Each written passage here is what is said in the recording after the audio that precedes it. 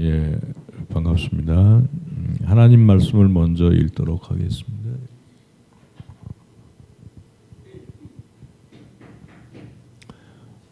빌립보서 1장 5절, 6절, 7절을 같이 한번 읽도록 하겠습니다. 시작. 너희가 전날부터 이제까지 복음을 위한 일에 참여하고 있기 때문이라. 너희 안에서 착한 일을 시작하신 이가 그리스도 예수의 날까지 이루실 줄을 우리는 확신하노라.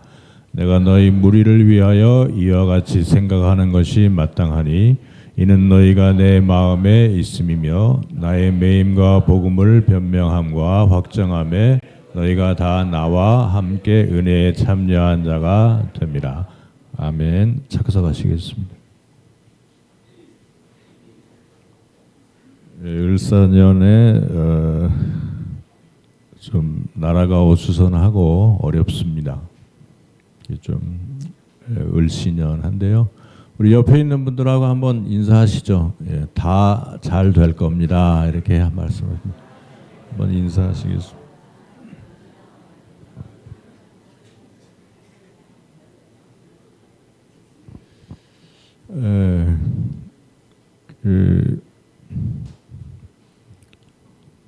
아재 개그라는 것이 있습니다. 제가 8개를 뽑아왔는데요.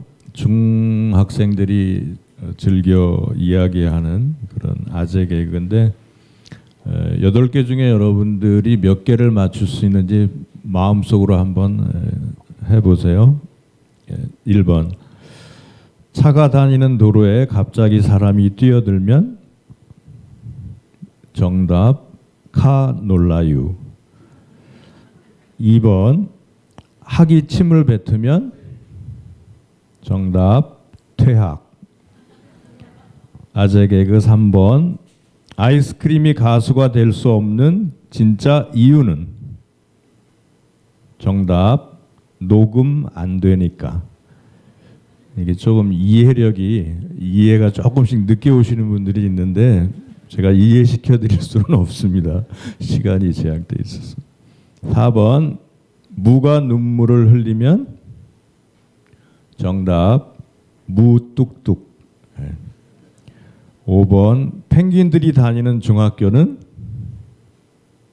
정답 냉방중. 6번. 가장 인기 많은 벌레는 정답 스타벅스. 7번. 세상에서 가장 잔인한 비빔밥은 정답 산채 비빔밥. 예. 마지막 아재 개그 8번입니다. 지위가 정말로 높은 성경의 세댁은 정답 멜기세덱입니다. 예. 8개 다 맞추신 분 한번 손 들어보세요. 아무도 없어요? 예. 지극히 정상입니다. 예. 8개를 만약 다 맞추신 분이 있다면 인간이 아닙니다. 예.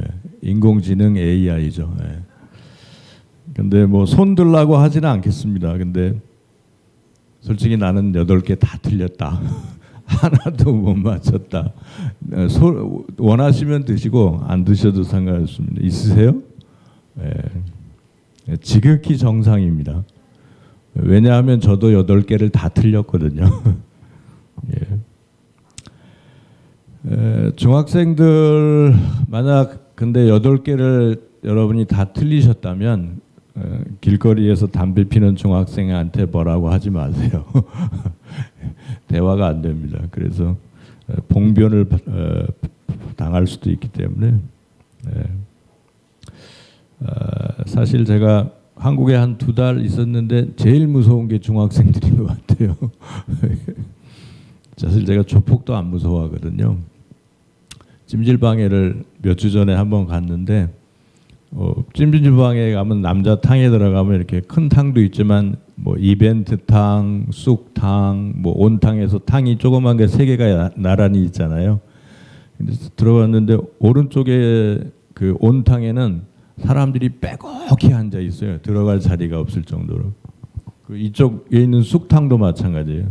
근데 다들 사람들이 왼쪽이나 오른쪽 모두 가운데에 있는 탕을 바라보는 거예요. 전부 다 영화 보듯이. 그래서 근데 저도 딱 보니까 가운데에 있는 이벤트 탕에는 사람이 없는 거예요. 딱 두 사람만 앉아 있더라고요. 온몸에 전신에 용 문신을 한 젠틀맨 두 사람만 앉아 있더라고요.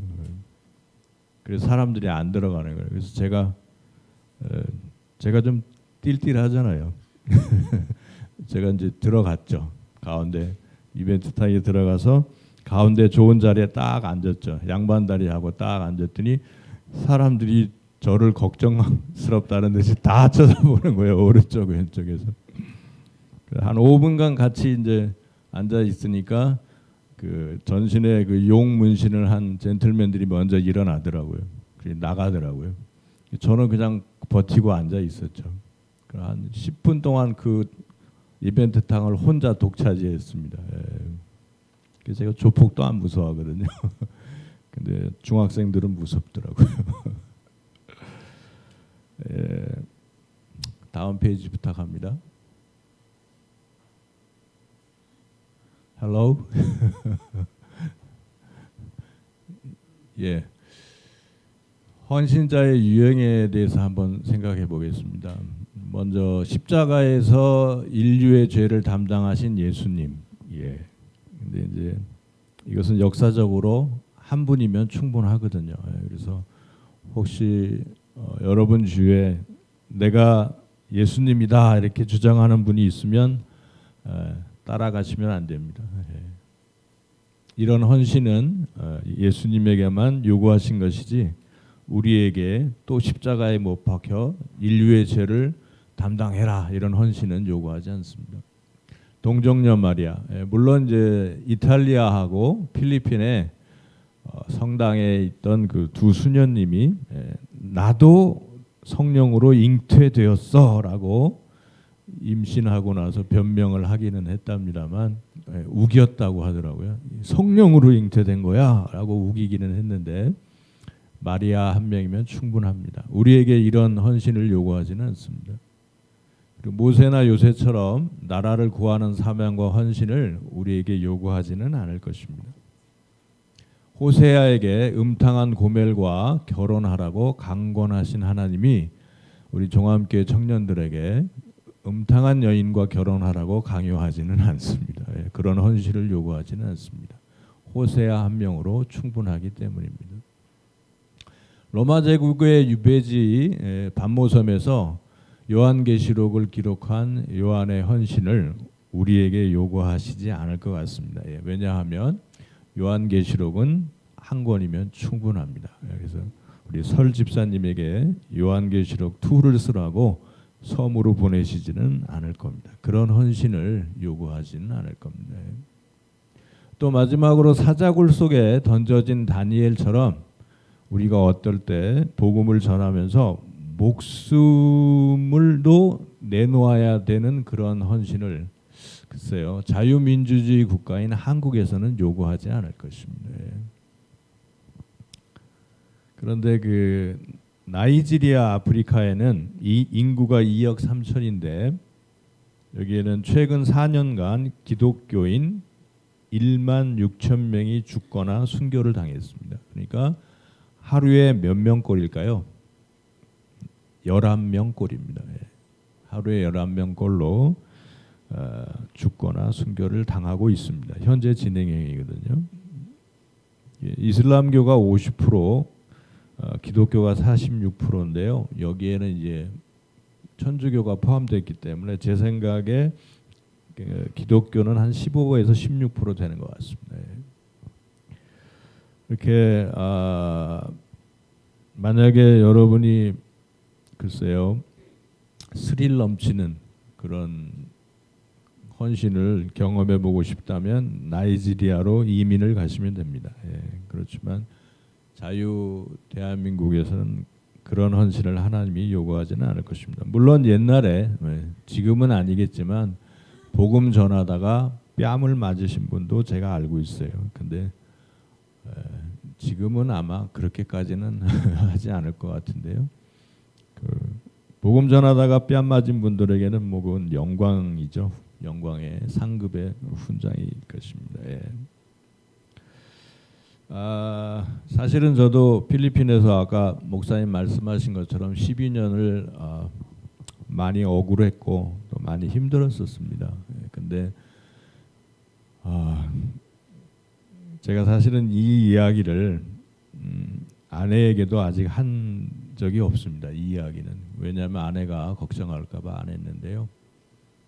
아내가 사실은 필리핀에서 있었던 일을 잘 몰랐던 적이 있어요. 그래서 제 마음이 좀 답답한 적이 있었는데 감사한 건 이제 지금은 알고 있어요. 그래서 감사하고 제가 미안하기도 하고 감사하기도 하고 그렇습니다. 제가 어느 날 다음 사진 부탁합니다. 신명기 27장 5절을 설교를 했어요.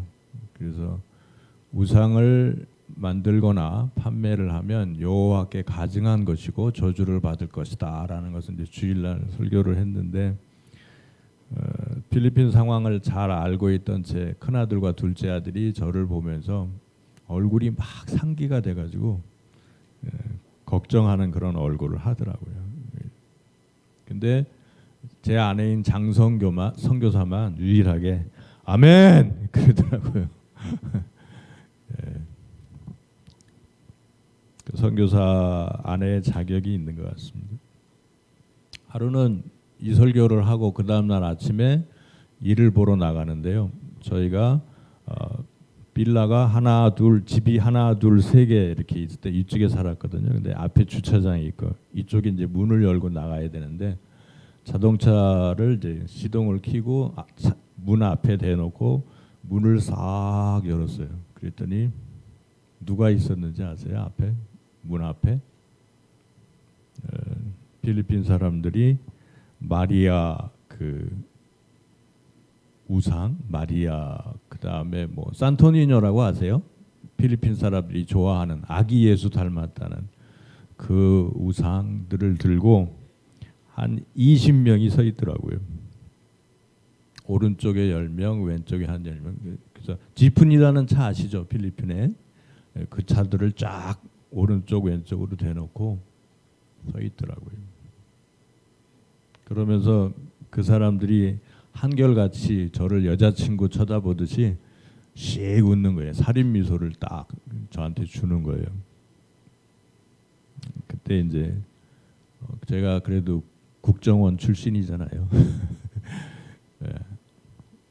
약한 모습을 보이면 안 되거든요. 그래서 아무렇지도 않다는지 저도 왼쪽부터 시작해서 오른쪽까지 이렇게 쭉 돌아가면서 한번 씩 웃어줬어요. 저도 웃어줬습니다. 그리고 나서 이제 문을 열고 여유 있게 뒤로 돌아서서 이제 차를 타려고 이렇게 천천히 일부러 걸었습니다. 걸으면서 마음속으로는 오늘 내가 순교하는 날인가 이런 생각도 해봤습니다. 그래서 뭐 죽어봐야 천국밖에 더 가겠나 하고는 여유 있게 걸었는데요. 자동차를 다시 문을 열고 딱 앉았는데 앞에를 딱 보니까 문이 다시 닫혀 있는 거예요. 제가 활짝 열어놓은 문을 누군가가 다시 닫아본 거예요. 그래서 이제 제가 다시 또 내려서 가가지고 여유 있게 천천히 이제 열었더니 남자 하나가 거기 이렇게 마리아 상을 든 남자가 서서 저를 보면서 또 씩 웃더라고요. 저도 여자친구 바라보듯이 씩 웃어줬어요. 그리고는 다시 여유 있게 문을 싹 열고 차를 밖으로 끄집어내고 그 다음에 내려서 문을 또 천천히 닫고 그리고 볼일 보러 갔습니다. 예. 이건 아직 아내에게도 얘기 안 한 건데 걱정할까봐 그런 일도 있었습니다. 그리고 뭐 블랙메일 협박 편지는 여러 번 받았고요. 죽을 고비도 몇 번 넘긴 것 같습니다. 네. 제가 일주일 동안 생각했어요. 다음 주에는 무슨 설교를 할까? 그러다가 다음 페이지부터 갑니다. 네. 출애굽기 20장 4절을 설교를 했어요. 그래서 나를 미워하는 자의 죄를 갚되 아버지로부터 아들에게로 3, 4대까지 이르게 한다. 그래서 우상을 만들고 우상을 판매하고 우상을 섬기는 사람은 3족을 하나님이 면하신다. 제가 더 세게 설교를 했습니다. 그랬더니 제 큰아들과 둘째 아들이 우리 아버지가 천주교가 국교인 나라에서 등에 칼침을 맞으시려고 그러나 왜 저러시나 걱정하는 눈으로 바라보더라고요. 그래서 그 다음 날 이제 제가 또 볼일 보러 나가야 되잖아요. 그래서 문을 활짝 열었습니다. 몇 명이 거기 있었는지 아세요? 아무도 없었어요. 그래서 그때 제가 야고보서 4장 7절 말씀을 생각하며 깨달았습니다. 외우시는 분 있으신가요? 마귀를 대적하라. 그리하면 너희를 피하리라. 마귀를 대적하라는 의미가 무슨 의미인가를 그때 알게 됐습니다.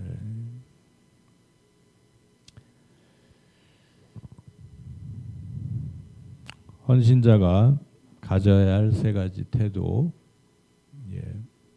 하나님은 우리에게 이런 글쎄요. 만약에 성도님들 중에 이런 스릴을 느끼고 싶다. 그럼 험악한 무슬림 나라에 단기 선교나 선교하러 가시면 느낄 수도 있을 것입니다. 근데 지금 우리에게 하나님은 이런 헌신을 요구하지는 않을 것 같아요. 어떤 모양은 교사로, 구역장으로, 찬양대 지휘자로, 찬양대 대원으로, 또 자동차 운행자로, 식사당번으로, 또 여러 가지 청소와 기타 이런 것을 우리는 헌신할 수 있을 겁니다. 이런 모든 헌신자들에게 필요한 세 가지 태도, 애티튜드가 있는데 그것을 좀 나누기를 원합니다. 같이 한번 읽어보실까요? 로마서 12장 5절입니다. 시작. 즐거워하는 자들과 함께 즐거워하고 우는 자들과 함께 울라. 제가 필리핀에 선교하러 가기 전에 어떤 선배 목사님을 만났는데 선배 목사님이 그러시는 거예요. 김선교사, 그랬더니 필리핀에 가서 선교를 잘하려면 사람을 얻어야 돼. 사람의 마음을 얻어야 돼. 이렇게 얘기하시더라고요. 왜 그런 줄 알아? 그랬더니 잘 모르겠습니다. 이렇게 했더니 성도들이 설교도 잘해야 되지만 설교는 2, 3일 지나면 다 잊어버린다는 거예요. 우리 교수님이신 한 집사님 2주 전 목사님 설교 본문과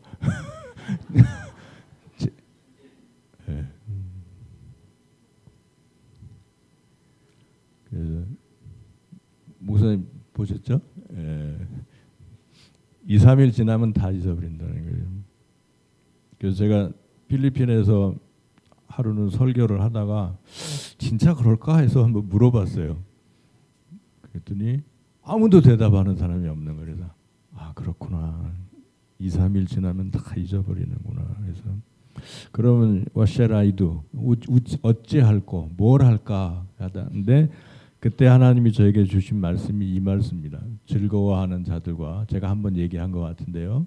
함께 즐거워하고 우는 자들과 함께 울라. 그래서 공감하라는 얘기 아닙니까? 공감하라는 얘기인데요. 제가 박 형제를 처음 만났을 때 그 형제는 그냥 콜센터에 다니고 있었어요. 아들 하나, 딸 하나인데 4명이 이제 아내하고 필리핀 아내하고 아들하고 딸 하는데 한 달 월급이 150만 원이었어요. 그거 가지고 4명이서 사는 거예요. 2 아들, 딸 학교 보내고. 그러니까 그냥 서바이벌 하는 거죠. 생존하다시피 살았던 거예요. 그런데 이제 저하고 만나고 저희 교회 오면서 이제 알게 돼 가지고요. 이제 그분에게 제가 이렇게 조언을 했었죠. 이것만 하지 말고 이렇게 사업을 한번 해보는 게 어떠냐. 영어도 잘하고 그분은 아주 서글서글해요 사람이. 그래서 이제 500만 원을 모아가지고 사업을 시작했는데 스마트폰 커버 사업을 시작한 거예요. 근데 그게 잘 돼가지고 3천만 원까지 모았어요. 그래가지고 이 형제가 2,500만 원 주고 현금을 주고 한국에서 갤럭시 노트 7 아시죠? 그 커버를 2,500만 원어치를 수입을 한 거예요. 근데 뭐 아시는 분은 아시겠습니다만 얼마 지나지 않아서 무슨 사건이 있었죠? 갤럭시 노트 7이 폭발하는 일이 있어가지고 삼성에서 하루아침에 뉴스를 저도 보고 알았는데요. 갤럭시 노트 7을 어떻게 한다고요? 판매 중지한다. 생산하지 않는다고 결정을 했거든요. 그러니까 이 형제는 2,500만 원어치입니다. 그래서 그 2,500만 원어치를 버리면서 팔 수가 없잖아요. 누가 사겠습니까? 그걸 현금으로 샀는데 생산하지도 않는데. 그래서 버리면서 한국에 있는 어머니와 전화하면서 그 펑펑 울었대요. 그래서 제가 이제 만나서 뭐 어떻게 해요? 저도 얘기를 하면서 자꾸 눈물이 나더라고요. 보여주려고 그런 게 아니라 그냥 저절로 눈물이 나더라고요. 그래서 형제 어깨를 이렇게 툭툭 치면서 가슴이 아프다 이렇게.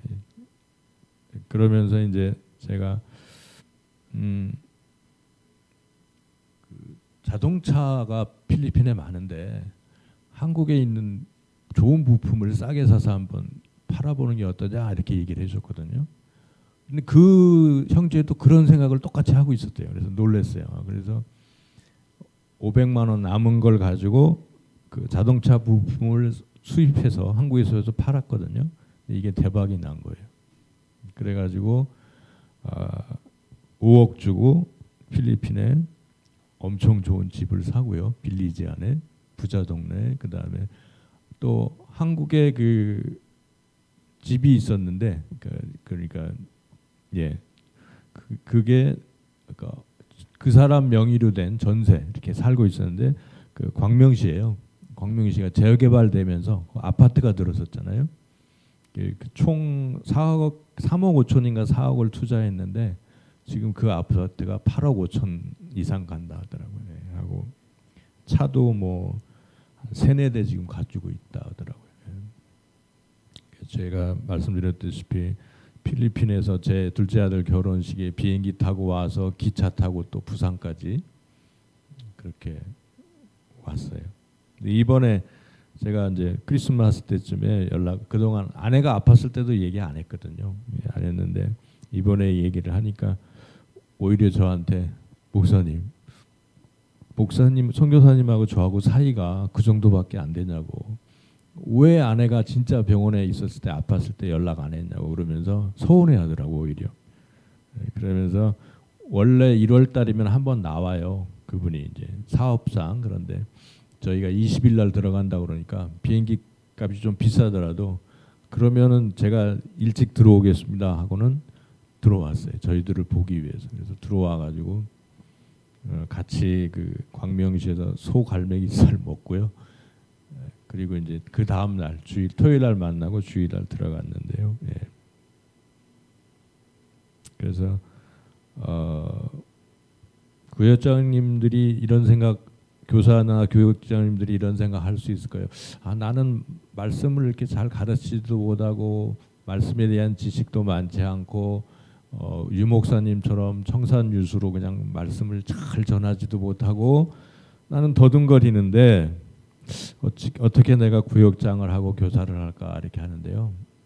만약에 여러분들이 이렇게 기도할 수만 있으면 충분히 자격이 있다고 생각합니다. 하나님 아버지, 제가 구역장입니다. 저의 구역원들이 저나 저의 가정보다도 저의 구역원들과 구역원들의 가족을 더 축복해 주옵소서라고 기도할 수 있다면 여러분들은 헌신자로서 충분히 자격이 있습니다. 옆 사람들하고 한번 인사하시겠어요? 당신은 자격이 있습니다. 한번 인사하시겠습니다.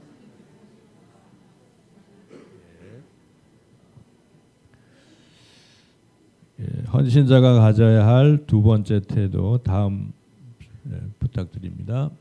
사도행전 2장 44, 45절인데요.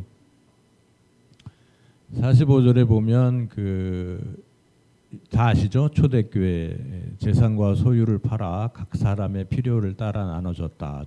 초대교회 성도들의 필요를 따라 나눠줬다라는 얘기인데요. 죄송합니다, 유 목사님. 다른 사람 하기가 그래서.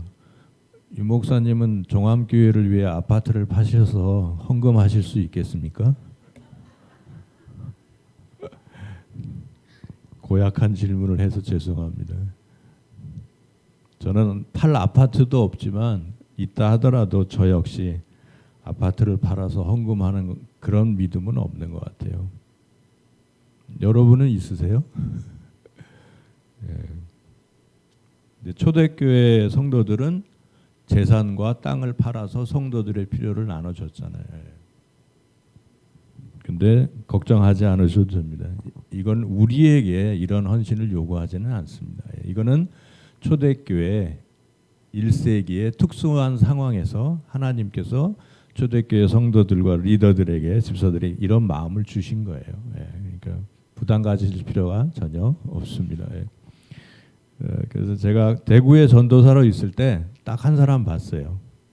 근데 이분은 집을 팔아서 바친 건 아니고 아파트를 파는 거에 대한 11조를 하시는 걸 봤어요.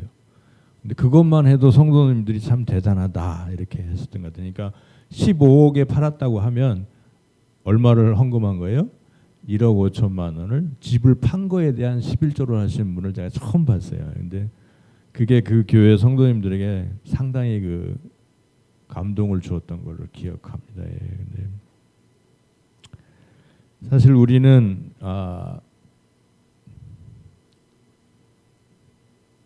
믿음의 크기를 이야기한다 그러면 다음 사진 부탁합니다. 이게 무슨 씨앗인지 아십니까? 겨자씨, 머스터드 시드, 겨자씨 크기입니다. 겨자씨 크기. 그런데 우리 중에 아직 산을 옮긴 사람이 없잖아요. 그러니까 우리의 믿음은 이 겨자씨보다 크다, 작다, 작다. 우리 중에 집을 팔아서 교회에 헌금한 사람이 있어요, 없어요? 아직 없잖아요. 그러니까 우리의 믿음은 초대교회 성도들보다도 어떻다?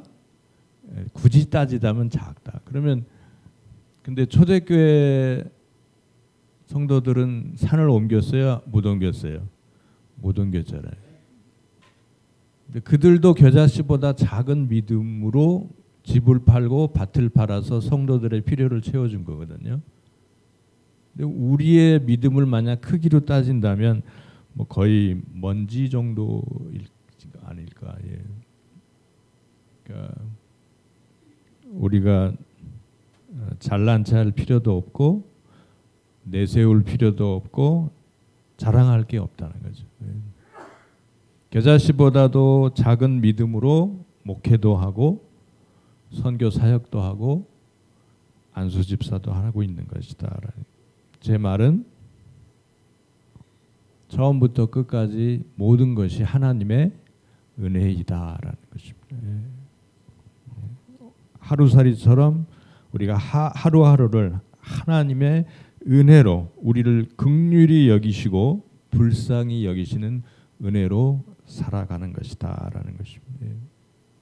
그래서 우리가 두 번째 가져야 할 태도는 다음 사진이요. 헌신자가 가져야 할 두 번째 태도 빌립보서 2장 3 같이 한번 읽어보시겠습니다. 시작. 아무 일에든지 다툼이나 허영으로 하지 말고 오직 겸손한 마음으로 각각 자기보다 남을 낮게 여기고. 이제 헌신을 하다 보면 교사나 뭐 찬양대나 구역이나 하다 보면 다툼이 일어날 수 있잖아요. 다툼이 일어날 수 있는데 다툼이나 허영이 일어나지 않는 비결이 뭐라고요? 나보다 남을 낮게 여기면 다툼이나 허영이 일어나지 않는다는 것이죠. 그래서 우리가 두 번째로 가져야 할 것은 우리 하나님의 은혜로 정말 살아가는 우리가 다른 성도들을 더 귀하게 여기고 낮게 여길 때 우리가 즐거운 마음으로 다툼이나 허영 없이 섬길 수 있습니다. 옆에 있는 분들한테 한번 이렇게 얘기해 봅시다. 나는 많이 띨띨합니다. 당신이 훨씬 낫습니다. 이렇게. 예. 마지막 세 번째입니다. 예. 헌신자가 가져야 할 마지막인데요. 요거는 조금 자세하게 보겠습니다. 제일 중요한 부분이기 때문에 예. 빌립보서 1장 1절에 보면 사도 바울이 빌립보에 있는 성도와 감독들, 리더죠. 지금으로 말하면 목사들 그리고 집사들에게 편지를 합니다. 예. 그런데 이제 14절에 보면 형제 중 다수가 이렇게 나의 매임으로 말미암아 주 안에서 신뢰함으로 겁없이 하나님의 말씀을 더욱 담대하게 전했다 이렇게 합니다. 그러니까 지금 사도 바울이 빌립보 교회에 편지를 보낼 때 사도 바울은 어디에 있는 거예요? 로마 감옥에 있는 겁니다. 저기 있잖아요. 나의 매임으로, 매임이라는 게 로마 감옥에 갇혀 있는 것을 얘기합니다. 그러면 로마서 1장 7절이 우리에게 힌트를 주죠. 형제 중 다수가 누구인지 같이 한번 읽어보시겠습니다. 시작. 로마에 있어 하나님의 사랑하심을 입고 성도로 부르심을 입은 모든 자에게 하나님 우리 아버지와 주 예수 그리스도로조차 은혜와 평강이 있기를 원하노라. 예, 그래서 어디에 있다고요? 로마에 있는 형제 중 다수를 의미합니다. 그러니까 그들을 뭐라고 부르죠? 성도다라는 것입니다. 그래서 왜 여기서 모든 자라고 했냐면, 그러니까 로마에 있는 로마 교회 하나가 아니에요. 그러니까 하나가 아니고 로마에는 교회가 이미 사도 바울이 로마에 도착하기 전에 로마에는 이미 크고 작은 가정 교회가 많이 있었다는 거예요. 요걸 좀 기억해 주셔야 돼요. 로마에는 크고 작은 가정 교회들이 많이 있었다. 사도 바울이 로마에 도착하기 전에요. 예. 다음 그리며 예. 그런데 우리가 좀 이해하기가 없는 성경의 그 난제 구절인데요. 빌립보서 1장 15절부터 17절 잘 이해가 안 되는 그런 구절인데요. 어떤 이들은, 그럼 여기서 어떤 이들은 누구를 말하는 거예요? 로마에 있는 크고 작은 가정교회 목사들은, 리더들은 혹은 집사들은 혹은 성도들을 말하는 겁니다. 투기와 분쟁으로 어떤 이들은 착한 뜻으로 그리스도를 전파한다 이렇게 얘기합니다. 16절에 착한 뜻으로 그리스도를 전파하는 이가 누군지 얘기죠. 이들은 내가 복음을 변증하기 위하여 세우심을 받은 줄 알고 사랑으로 하나. 17절 같이 읽겠습니다. 시작. 그들은 나의 매임에 괴로움을 더하게 할 줄로 생각하여 순수하지 못하게 다툼으로 그리스도를 전파하느니라. 이게 좀 이해하기가 잘 안 되죠. 아니 그리스도를 전파하는 게 바울이에게 왜 괴로움을 주는 거지? 오히려 바울은 그리스도를 전파하면 행복한 사람인데 그리스도를 전파하면 바울에게 괴로움을 준다. 그리고 바울의 감옥에 있는 바울을 고통스럽게 한다. 이게 도대체 무슨 얘기일까? 좀 이해가 안 되는데요. 이 역사적인 배경을 조금 이해해야 이 말씀이 이해가 됩니다. 그러니까 로마에 있는 크고 작은 가정교회 리더들과 집사들과 성도들이 바울이 로마에 도착해서 했을 때 대부분의 크고 작은 가정교회 리더와 집사와 성도들은 바울을 좋아했겠어요? 싫어했겠어요? 좋아했다는 얘기죠. 이미 그는 빌립보 교회 같은 경우도 제2차 선교 여행 때 마케도니아에 있는 빌립보를 누가 세운 거예요? 처음으로 바울이 세운 거거든요. 그러니까 이미 1차 전도 여행과 2차 전도 여행을 통해서 바울의 명성이 파다했거든요. 이 어떤 그 권위라고 할까요? 영향력이 대단했던 것입니다. 그런데 문제는 뭐냐면 크고 작은 가정교회 리더들 중에 집사들 중에 바울을 뭐한 사람도 있어요? 싫어했던 사람들도 있는 거예요. 왜 싫어했겠어요? 바울의 영향력이 확대되다 보니까 시기와 질투가 난 거예요. 여기 보면 투기와 분쟁으로라는 얘기가 있잖아요. 시기와 질투가 난 거예요. 그런데 이 바울에 대해서 부정적으로 생각하는 소스를 한 가지 바울이 준 적이 있어요. 그건 뭐냐면은 바울이 되기 전에 예수님을 다메섹에서 만나기 전에 했던 일이 뭐죠? 예수 믿던 사람들을 잡아다가 대제사장에게 바치고 감옥에 그 사람들을 쳐 넣는 일을 했잖아요. 그게 이제 그 사도 바울의 아킬레스건이었거든요. 이제 또 한 가지 뭐였냐면 바울의 그 사도권에 대한 논쟁이 심했거든요. 자, 12사도가 있듯이 예수님의 사도가 되기 위한 조건, 조 집사님 뭐죠? 12사도가 되려면, 예수님의 사도가 되려면 이 조건만은 반드시 필요하거든요. 그게 뭐죠? 예, 맞습니다. 예수님과 3년 반 동안 동고동락을 해야 돼요. 같이 먹고 말씀을 배우고 동고동락을 해야 사도의 자격이 있었거든요. 근데 사도 바울은 예수님을 며칠 따라다녔어요? 예, 맞습니다. 안 따라다녔습니다. 단 하루도 동고동락을 함께 하지 않았거든요. 그러니까 바울의 사도권에 대한 논쟁이 있었던 거예요. 거기에다가 그러니까 이제 크고 작은 로마에 있는 가정교회 대부분의 리더들과 집사들과 또 성도들은 바울을 환영하고 좋아했지만 싫어했던 사람들도 있는 거예요. 그들이 어떤 논쟁을 일으켰냐면 사도 바울은 가짜 사도다 이렇게 얘기한 거예요. 왜 가짜 사도예요? 예수님을 따라다닌 적이 없기 때문에. 그리고 이제 감옥에 갇힌 바울은 아마 좋은 공격의 대상이었을 거예요. 만약에 여기 죄송합니다. 근데 유 목사님이 그 감옥에 있다고 한번 생각해 보세요. 교도소에 들어가셨어요. 그러면 종암교회가 흔들리겠습니까? 안 흔들리겠습니까? 흔들리죠. 복음을 전하다가 들어가셨는데 많은 사람들은 유 목사님을 따르고 유 목사님이 복음 전하다 들어갔으니까 더 열심히 전도하고 더 사랑하지만 유 목사님을 반대하는 사람들은 어떻게 하겠어요? 좋은 공격 목표가 되잖아요.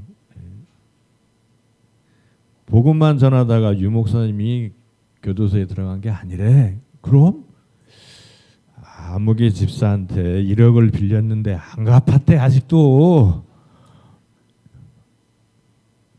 루머를 만들어낼 수가 있거든요. 이야기를 확대할 수 있거든요. 이거는 상황에 따라 눈덩어리가 커지듯이 이것은 감옥에 있는 사도 바울에겐 전적으로 유리했겠어요? 불리했겠어요? 불리했던 거죠.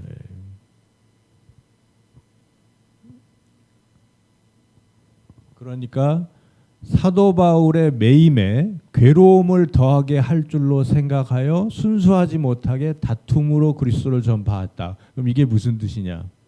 봐봐. 사도 바울은 가짜 사도야. 감옥에 들어갔잖아. 근데 왜 그러면 그들이 열심히 그리스도를 전파했겠어요? 이 말을 하고 싶은 거예요. 우리 가정교회가 부흥하고 있잖아. 우리 가정교회가 열심히 복음을 전하니까 하나님이 축복해 주셔서 부흥했어.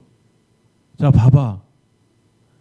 리더인 내가 하나님이 쓰시는 종 아니겠어? 이 말을 하고 싶은 거예요. 사도 바울은 가짜 사도고 하나님은 나를 쓰고 계신다니까, 우리 가정교회를 쓰고 계신다니까 이 말을 하고 싶은 거예요. 그래서 다툼으로 사도 바울에게 고통을 주기 위해서 그리스도를 전파했다는 거예요. 이런 역사적인 배경을 모르면 이 빌립보서는 좀 이해하기가 어렵습니다. 예. 사도 바울 입장에서 상당히 서운했을 거예요. 근데 다음 사진 부탁합니다. 그래서 빌립보서 2장 19절에 보면 그래서 사도 바울이 디모데 그의 사랑하는 아들처럼 사랑했던 제자를 빌립보 교회에 보냅니다. 그리고 보낸 이유가 뭐죠? 거기에 사정을 알고 위로를 받으려고 이렇게 보냈던 것입니다. 빌립보서 4장 2절을 같이 한번 읽어보시겠습니다. 시작. 내가 유오디아를 권하고 순두개를 권하노니 주 안에서 같은 마음을 품어라. 그러니까 둘이 뭐 하고 있는 거예요? 다투고 있는 거예요. 빌립보 교회 안에서 서로 다투고 있는 거예요. 그런데 이 다툼이 사도 바울의 사도권에 대한 논쟁 때문에 다투는 건지 아니면 빌립보 교회 안에 있는 어떤 다른 문제로 서로 이 두 리더가 다투는지는 몰라요. 성경은 이야기하지 않습니다. 하지만 유오디아와 순두개는 여자분들인데 이 빌립보 교회 안에서 상당한 영향력이 있는 리더들임에는 틀림이 없습니다. 브리스길라와 아굴라처럼. 예. 그래서 사도 바울이 유오디아와 순두개에게 화해해라, 다투지 마라 이렇게 이야기하는 것입니다. 그러면서 다음 페이지요. 사도 바울이 마지막 절인 것 같은데요. 예. 이렇게 얘기합니다. 빌립보서 1장 5절을 같이 한번 읽어보시겠습니다. 시작. 너희가 첫날부터 이제까지 복음을 위한 일에 참여하고 있기 때문이라. 여기서 너희는 누구를 가리켜요? 빌립보 교회 리더들, 집사들, 성도들이고요. 첫날은 무슨 날이겠어요? 마게도니아에 있는 빌립보에서 바울이 처음으로 복음 전한 날부터 그리고 교회를 세운 날부터 지금까지를 의미하는 겁니다. 그러면서 사도 바울의 얘기는 이거예요. 마게도니아에서 내가 빌립보 교회를 세웠어. 그렇지만 나는 빌립보 교회가 내 교회라고 한 번도 얘기한 적이 없다. 왜냐하면 이것은 하나님의 교회이기 때문이다. 그러므로 나 사도 바울과 빌립보 교회와 연결해주는 끈은 뭐라는 거예요? 오직 하나 뭐라고요? 복음이다. 7절 같이 한번 읽어보시겠습니다. 시작. 내가 너희 무리를 위하여 이와 같이 생각하는 것이 마땅하니 이는 너희가 내 마음에 있음이며 나의 매임과 복음을 변명함과 확정함에 너희가 다 나와 함께 은혜에 참여한 자가 됩니다. 마지막 페이지 부탁합니다. 그래서 빌립보서 1장 8절에 같이 한번 읽어보시겠습니다. 시작. 내가 예수 그리스도의 심장으로 너희 무리를 얼마나 사모하는지 하나님이 내 증인이시니라. 그러면서 빌립보 성도들에게 누구의 심장을 가지라고요? 그리스도의 심장을 가져라. 너희들이 헌신자냐? 그러면 그리스도의 심장을 가져야 한다. 빌립보서 3장 7절. 그러나 무엇이든지 내게 유익하던 것을 내가 그리스도를 위하여 다 해로 여길 뿐더러 8절은 같이 읽겠습니다. 시작. 또한 모든 것을 해로 여김은 내 주 그리스도 예수를 아는 지식이 가장 고상함을 인함이라. 내가 그를 위하여 모든 것을 잃어버리고 배설물로 여김은 그리스도를 얻고. 빌립보 성도들에게 이야기하면서 그리스도의 심장을 가져라. 너희들이 헌신자면. 왜? 그리스도의 심장 속에는 오직 하나 복음만 있기 때문이다. 이렇게 얘기합니다. 나 사도 바울과 빌립보 교회는 복음이라고 하는 끈으로만 연결되어 있다. 이렇게 얘기합니다. 제가 만약에 이스라엘 가서 복음을 전하지 않고 사업을 한다면 여러분이 저를 위해서 기도해주고 후원해줄 필요가 뭐가 있겠습니까?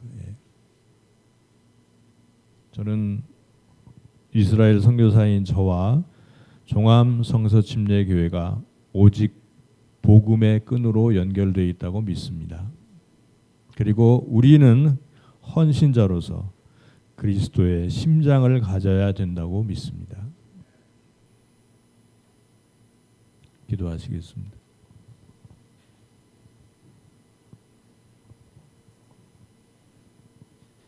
유 목사님.